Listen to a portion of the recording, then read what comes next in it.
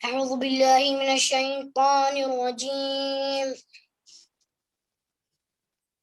بسم الله الرحمن الرحيم. You have time, Musa, 3-4 minutes. You can read. You can recite more verses.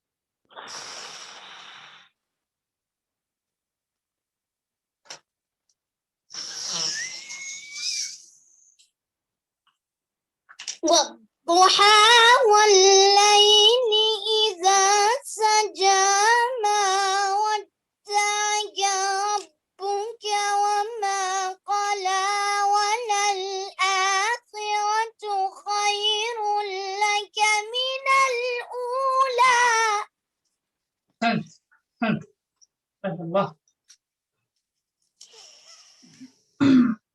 ولسوف يعطيك ربك فترضى ألم يجدك يتيما فآوى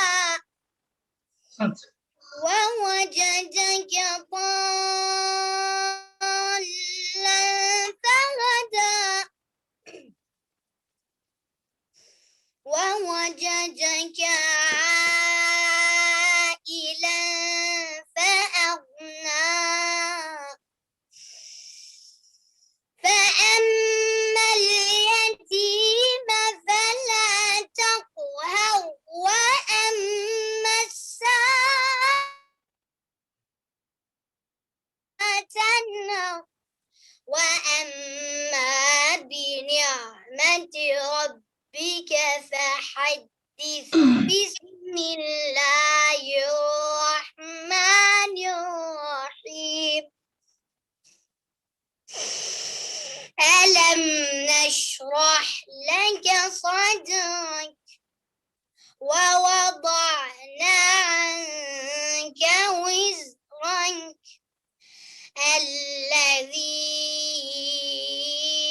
أنقض ظهرك ورفعنا لك ذكرك فإن مع العسر يسرا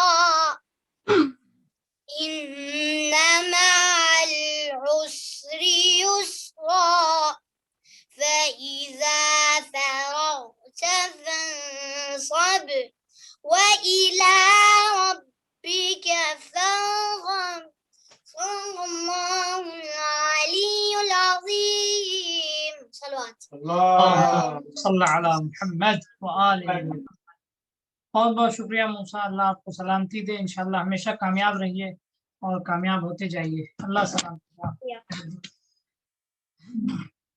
اعوذ باللہ من الشیطان الرجیم. بسم اللہ الرحمن الرحیم. الحمد للہ والصلاة علی اہلہا لا سیما بقیت اللہ فی الارض وحجته علی الخلائق اجمعین واللعن الدائمة الأبدية على أعدائهم أعداء الله أجمعين من يوم ظلمهم إلى لقاء يوم الدين. أما بعد بسم الله الرحمن الرحيم. اللهم طهرني فيه من الدنس والأقدار وصبرني فيه على كائنات الأقدار ووفقني فيه للتقى وصحبة الأبرار بعونك يا قرة عين المساكين. اللهم صل على محمد وآل محمد وعجل فرجهم. میں مبارک رمضان کی 13ویں تاریخ ہے. میں قبل اس کے درس کا آغاز کروں اس سلسلے میں دعا کے حوالے سے آپ کی خدمت میں کچھ کہوں. سب سے پہلی بات کہ 13، 14 اور 15 ماہ مبارک رمضان، یہ 3 دن وہ راتیں ہیں کہ جس میں دعائے مجیر کی بہت تاکید ہے. اور دعائے مجیر گویا ایک بہترین حرز ہے خدا کا اور ایک بہترین دعا ہے جس میں اللہ کے اسماء کے ذریعے اور اس کے پاک ناموں کے ذریعے اللہ کی بارگاہ میں دعا کرتے ہیں اور اللہ سے راز و نیاز کرتے ہیں، اللہ سے گفتگو کرتے ہیں. انفیکٹ اللہ کی بارگاہ میں جو جتنے اس کے عظیم نام ہیں ان ناموں کو دعائے جوشن کبیر سے بہت زیادہ شباہت اس دعا کی ملتی ہے. دعائے جوشن کبیر تھوڑی سی پرانی دعا ہے لیکن یہ دعا اس کے بنسبت تھوڑی مختصر دعا ہے، لیکن بہترین، دلچسپ اور دل کو لگنے والی دعا، ایسی دعا کہ جس میں بندہ اپنے خدا سے گفتگو کرتا ہے اور مسلسل اللہ کے ناموں اور اللہ کی صفات کو یاد کر کر کے اللہ سے، ان کے واسطے سے اللہ کی پناہ چاہتا ہے، اللہ کی بارگاہ میں استغفار و توبہ کرتا ہے اور اللہ سے قریب ہوتا ہے۔ تو یہ 3 راتیں ہیں، کوشش کیجیے گا اگر موقع ملے ضرور اس دعا کو پڑھیے اور مفہوم کے ساتھ سمجھ کر پڑھیے، اپنی زبان میں پڑھیے، ٹھیک ہے، اور اس کا اثر کچھ خاص ہوگا انشاءاللہ۔ اور اپنے لیے، اپنے تمام دنیا میں جہاں بھی اہل بیت کے چاہنے والے ہیں، بالخصوص ابھی جو دنیا میں جن ممالک کے، خاص کر بر صغیر کے، ہند و پاک کے حالات، ہندوستان کے حالات، بعض شہروں کے حالات جو بہت ہی زیادہ کربناک اور تکلیف دہ حالات ہیں، ان کے لیے دعا کیجیے گا کہ خدایا سبوں کو جلد از جلد اس وبا کے شر سے رہائی دے۔ جس مذہب، جس قوم، جس ملت سے تعلق رکھتے ہیں، ابھی انسانیت پریشان ہے اور انسانیت ابھی درد میں، تو سب کے لیے انشاءاللہ دعا کیجیے گا، اور خدایا ان ایام کے صدقے میں، ان ایام کی برکت سے سبوں کو اس درد سے، اس بیماری سے، اس وبا سے آزاد کرے گا انشاءاللہ۔ ہمارا سبجیکٹ آپ کی خدمت میں موضوع واضح ہے کہ ہر دن کے دعا کی مختصر توضیح اور تشریح، جس میں اسپیشل فوکس جو رہتا ہے وہ خدا شناسی اور معرفت خدا پہ ہوتا ہے۔ میں نے عرض کیا تھا آپ کی خدمت میں کل، ایک اشارہ کیا کہ خدا شناسی کا مطلب یہ نہیں ہے کہ صرف اس دنیا کا بنانے والا خدا ہے، بس یہ پہچان لے انسان کافی ہے۔ خدا شناسی کا مطلب اللہ کو اس کی صفات اور اس کے تمام کمالات کے ساتھ پہچانے، دلیل کے ساتھ پہچانے، اس طرح پہچانے کہ ہم اپنے وجود میں، اپنے آپ میں اس کی صفات کے علم کا یقین رکھیں۔ یعنی ہم سے کوئی اگر جس طرح 2 اور 2 4 پوچھتا ہے، ویسے ہی ہمیں اگر خدا کے صفات اور خدا کے کمالات اور اس کے، یعنی اس سے متعلق جتنی بھی چیزیں ہیں خدا سے متعلق، اس کو اتنے یقین اور اتنی دلیل کے ساتھ جان لے کہ کہیں زندگی میں ڈاؤٹ نہ آئے آپ کو۔ مثال کے طور پہ ہماری زندگی میں مشکلات آ رہی ہیں، تو اب یہاں اللہ کی صفات کا اور اللہ کی معرفت کا ہونا بہت ضروری ہے، کیونکہ اگر اللہ کی معرفت انسان کو صحیح نہیں ہوگی تو انسان شک و شبہ میں مبتلا ہوگا کہ کیسا خالق ہے جو اپنے بندوں کو مشکلات میں جو ہے وہ دیکھتا، مشکلات میں ڈالنا چاہتا ہے۔ تو یہاں جو ہے، یا مثال کے طور پہ ہماری زندگی میں جو ہے وہ مصیبتیں آتی ہیں، تو کیسا خدا ہے جو اپنے بندوں کو مصیبتوں میں دیکھنا چاہتا ہے؟ ہرگز ایسا نہیں، خدا کبھی بھی اپنے بندوں کو جو ہے وہ مصیبتوں میں دیکھنا ہی نہیں چاہتا۔ قرآن آیات کے مطابق کتب علی نفسہ الرحمہ، اللہ نے اپنے نفس پہ رحمت کو واجب کیا ہے، اللہ نے اپنے نفس پہ رحمت کو لازم کر دیا، تو کبھی بھی اپنے بندے کو ستاتا نہیں ہے، اپنے بندوں کو تکلیف میں نہیں، جبکہ تکلیف ہوتی ہے تو بندے سے کہتا ہے تم آ کے ہم سے کہو تو اپنی تکلیف۔ خدا جانتا ہے، اس کو سب ہر چیز کا علم ہے، لیکن اس کے باوجود بھی وہ بندے سے کہتا ہے۔ اس کی بھی سائیکولوجیکل کیا نام ہے، ایک فیکٹ اور حقیقت ہے کہ اگر آپ کسی کو بغیر مانگے ہر چیز اس کی دے دیجیے تو وہ اس کی قدر نہیں کرے گا، لیکن جب وہ مانگ کے لے گا، آپ سے کوئی چیز مانگے گا، طلب کرے گا، تب اس کے اندر اس کی امپورٹنس بھی رہے گی۔ آپ دیکھ لیجیے اپنے گھروں میں، آپ اپنے بچوں کو سارے سامان لا کے دے دیں، ٹھیک ہے، بہترین سے بہترین کھلونے لا کے، ٹوائز لا کے دے دیں، بہترین سے بہترین چیزیں اس کے سامنے آپ لا کے رکھ دیں، بغیر اس کے مانگے، بغیر اس کے ہوئے چاہے، ٹھیک ہے، تو وہ اس کی قدر نہیں کرے گا، اس کو ایسی مثلا یا تو اس کو یوز نہیں کرے گا، یا توڑ کے استعمال کر کے خراب کر دے گا اس کو، یعنی جو اس کے استعمال کا حق ہوتا ہے ویسے استعمال نہیں کرے گا۔ کیوں؟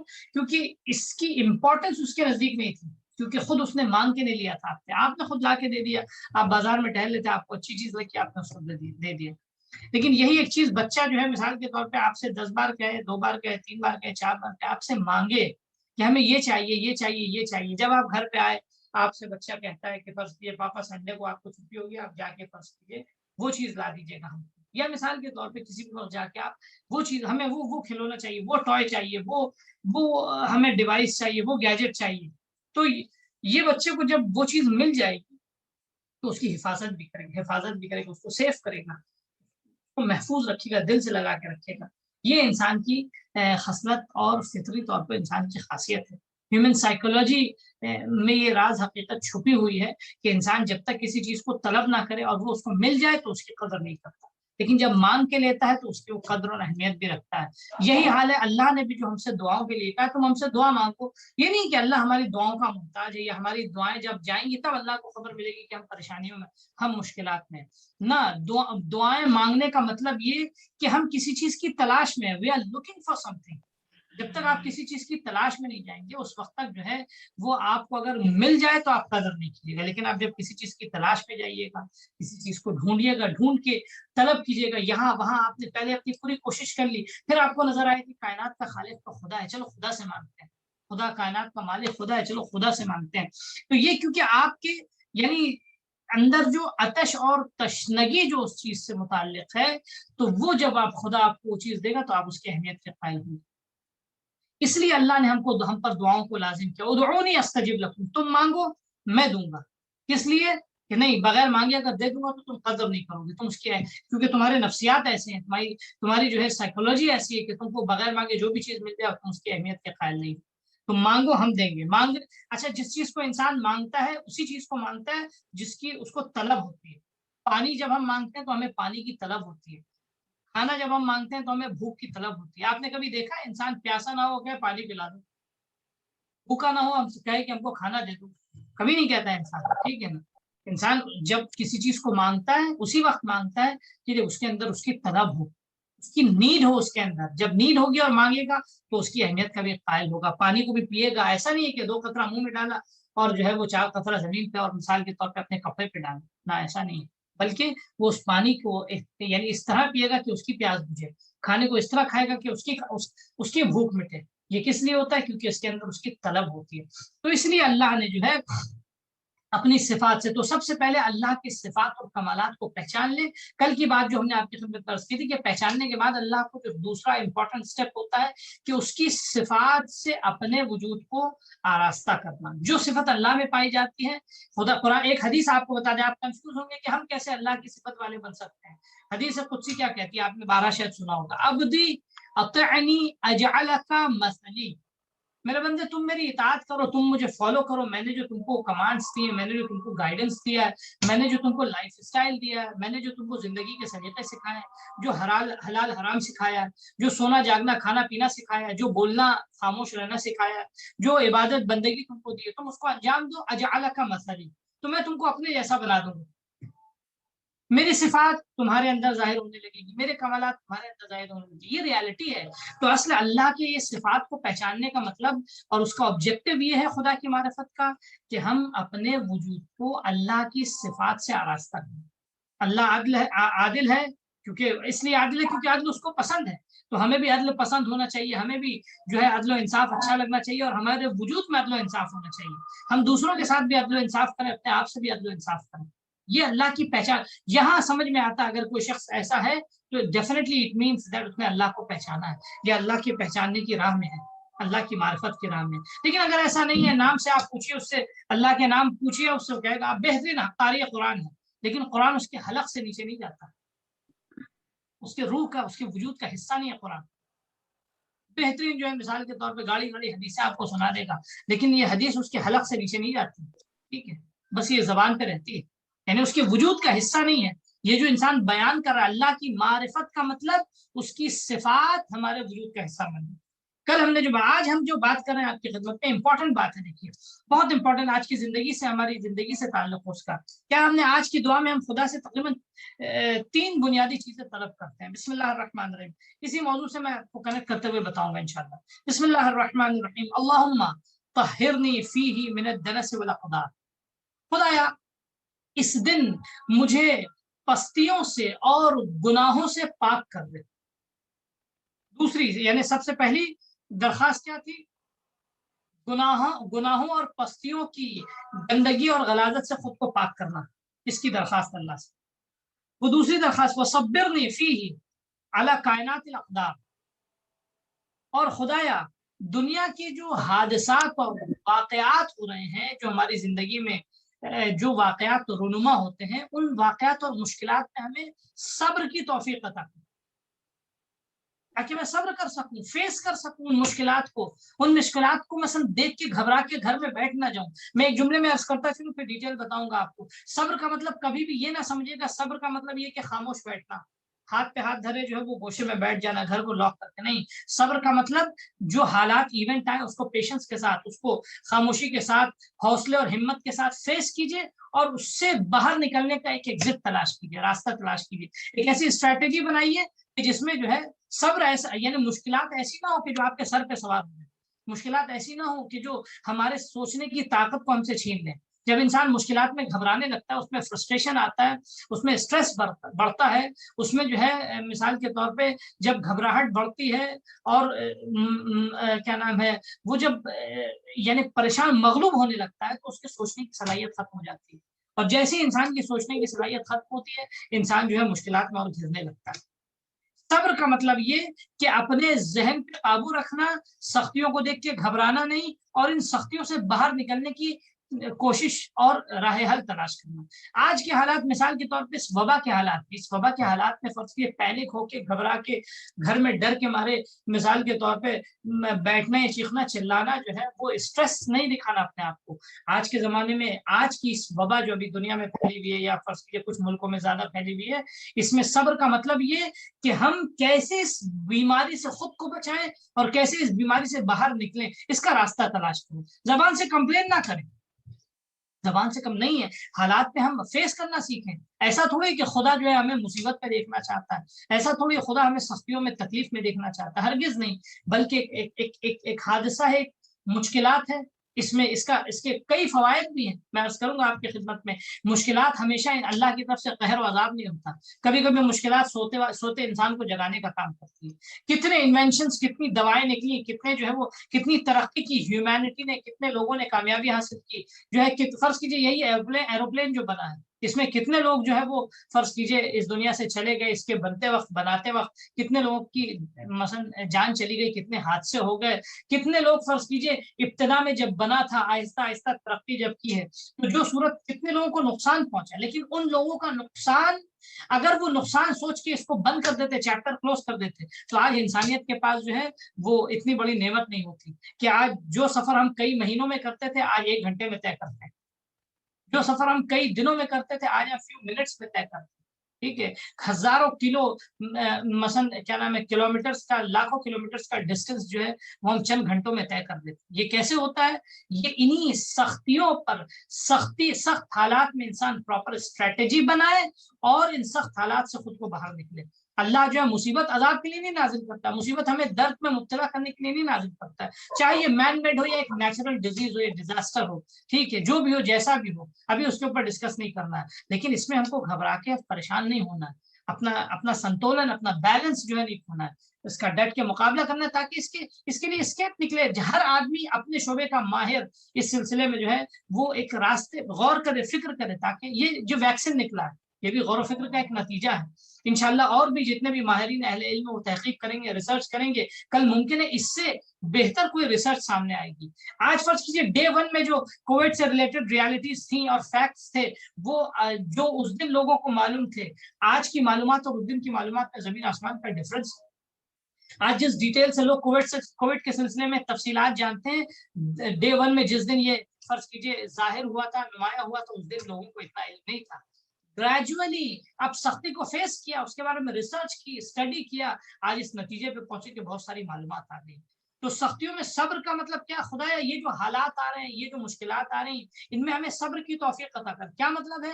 یعنی ہم خاموش بیٹھے نہ رہیں بلکہ اسٹریٹجی بنائیں ان سے ایگزٹ نکالنے کے لیے، اسٹریٹجی بنائے کہ کیسے یہاں سے ہم ان مشکلات سے باہر نکل سکیں. اس کا مطلب ہے صبر. وَصَبِّرْنِ فِيهِ عَلَى کائنات الْأَقْدَارِ. خدایا ہمیں سخت حالات سے باہر نکلنے کے لیے صبر و توانائی عطا فرما. ووفقنی فیہ للتقی وصحبۃ الابرار.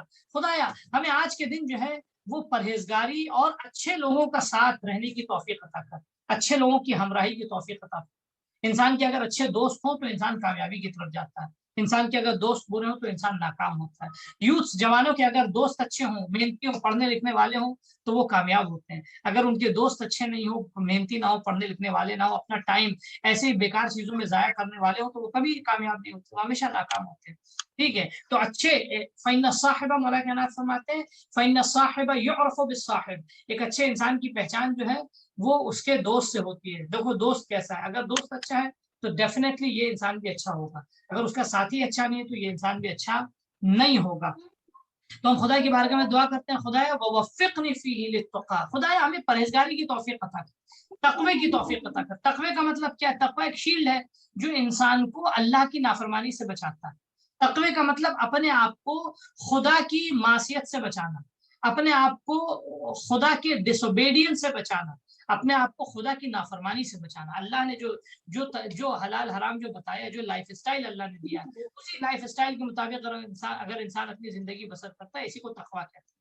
تقوی کے لیے انسان کو بہت بڑے پہاڑ نہیں کھودنے ہیں، بہت دور کہیں نہیں جانا ہے، بہت محنت و مشقت نہیں کرنی ہے. 3 کام کر لیجیے آپ تک پرہیزگار کہلائیں گے. صرف 3 کام بنیادی. ایک تو آپ کو اللہ کی معرفت، دوسری چیز فرائض کو ادا کیجیے، اپنے واجبات کو ادا کیجیے. کبھی بھی اپنے واجب، یہ میں نے پہلے بھی عرض کیا تھا، کبھی بھی اپنے فرائض، آپ لوگ اپنے آپ کو میوٹ کر لیں کائنڈلی، اپنے فرائض کو ادا کیجیے. کبھی بھی آپ کا فریضہ آپ سے فوت نہ. ٹھیک ہے، یہ ایک سب سے پہلا جو ہے وہ آپ کی خدمت میں عرض کریں کہ تقوی کا ایک مطلب ہے. دوسرا مطلب یہ کہ کبھی گناہ انسان انجام نہ دے. گناہ انسان کو تقوی سے دور کرتا ہے. خدا نے شیلڈ جو دی ہے پرہیزگاری کو، اس سے دور کرتا ہے. تیسری چیز اپنی نیت اور اپنے اخلاص کو برقرار رکھیں. جو بھی کام کریں اللہ کے لیے کریں، اپنا پوری لائف اپنی اللہ کے لیے جینا. سونا جاگنا آپ گھر میں کام کر رہے ہیں، خواتین ماں بہنیں ہماری کچن میں کام کریں، وہ اللہ کے لیے کریں. بچوں کی تربیت کریں، اللہ کے لیے کریں. آفس میں انسان جاب کر رہا ہے، اللہ کے لیے کرے. بزنس کر رہا ہے، اللہ کے لیے کرے.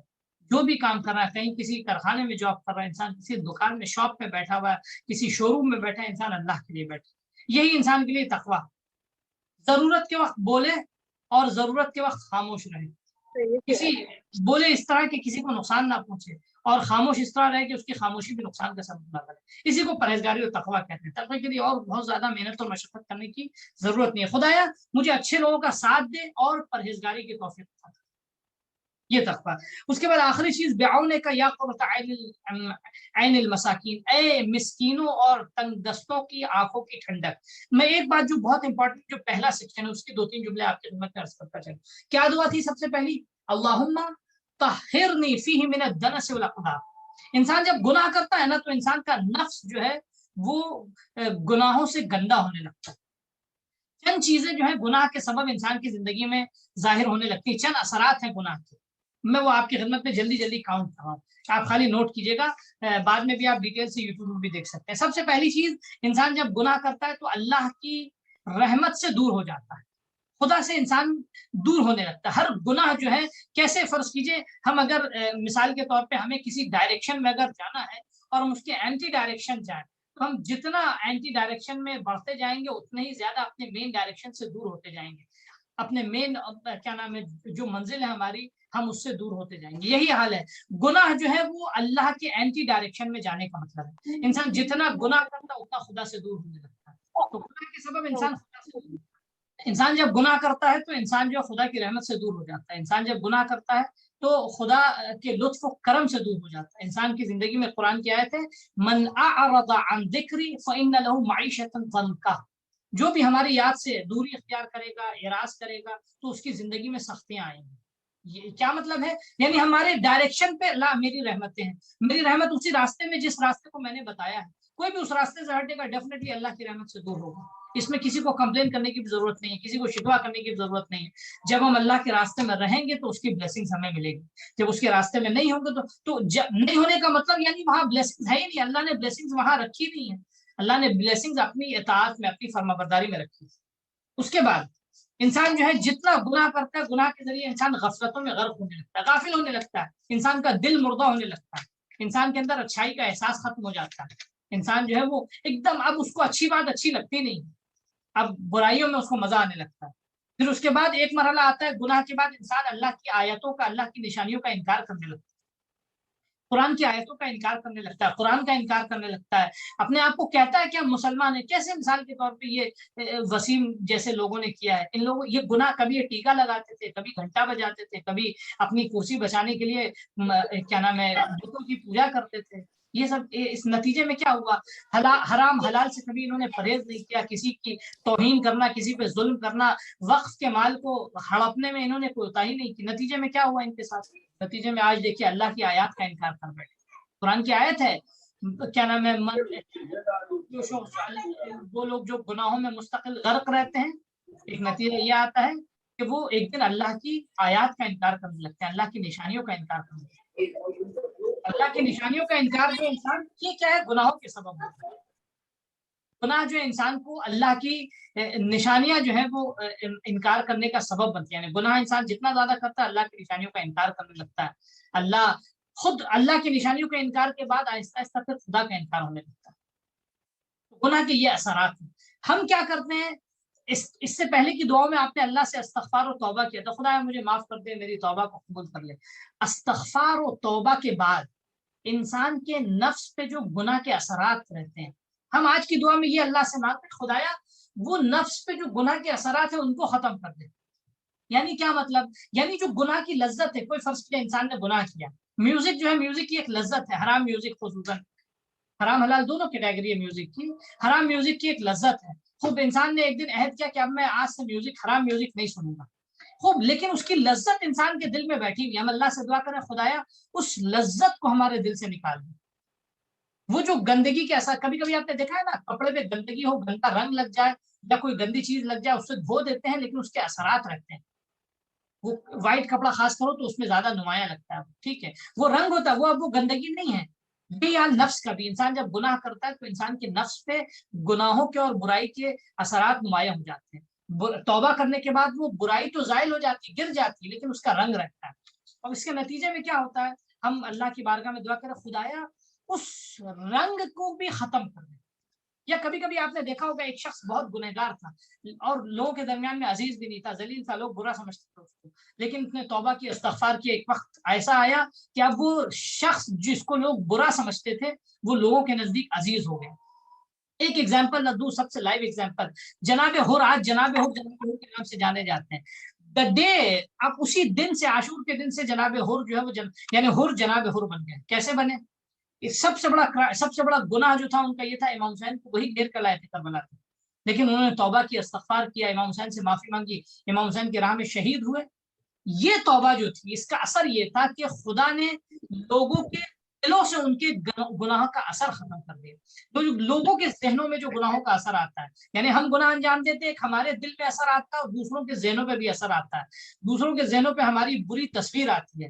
ہم جب خدا سے یہ دعا کرتے ہیں خدایا کہ ہمیں آج کے دن تمام پستیوں اور برائیوں سے پاک کر دے، کا مطلب یعنی ہمارے گناہوں کے آثار کو بالکل ختم کر دے، ہمارے ذہن سے بھی اور دوسروں کے ذہنوں سے بھی۔ اب ہمیں لوگ برا انسان نہ سمجھے، اب ہمیں لوگ اچھا انسان سمجھے، اور یہ ہوتا بھی، انسان جب توبہ صحیح معنی میں استغفار و توبہ کرتا ہے، جتنا بھی برا ہو، جتنا بھی بڑا ڈاکو ہو، جتنا بھی بڑا چور ہو، وہ اگر استغفار کر لے، توبہ کر لے، جتنے بھی بڑے سے بڑے گناہ میں اور جو ہے وہ کرائم میں انسان ملوث ہو، دینی کرائم میں، اس کی اگر توبہ کر لے، انسان واپس آ جائے اللہ کی حدوں میں، صحیح معنی میں توبہ کر لے، تو خدا پھر وہ لوگوں کے ذہن سے پاک کر دیتا ہے اس گناہ کا اثر، خود اس کے ذہن سے پاک ہو جاتا ہے توبہ کے سبب، اس کے دل سے پاک ہو جاتا ہے اور دوسروں کے ذہنوں سے بھی پاک کر دیتا ہے۔ بارگاہ خدا میں دعا ہے خدا ہمیں توفیق عطا کر، یہ ماہ ہمیں توفیق ملے اس ماہ میں کہ ہم تیری صفات سے آشنا ہو سکیں، ہم تیری صفات کے زیور سے آراستہ ہو سکیں اور ہمارا وجود پاک و پاکیزہ ہو سکے۔ السلام علیکم ورحمۃ اللہ وبرکاتہ۔ کسی کا کوئی سوال ہے تو آپ بتائیں، ہمارے پاس ابھی کچھ فیو منٹس ہیں۔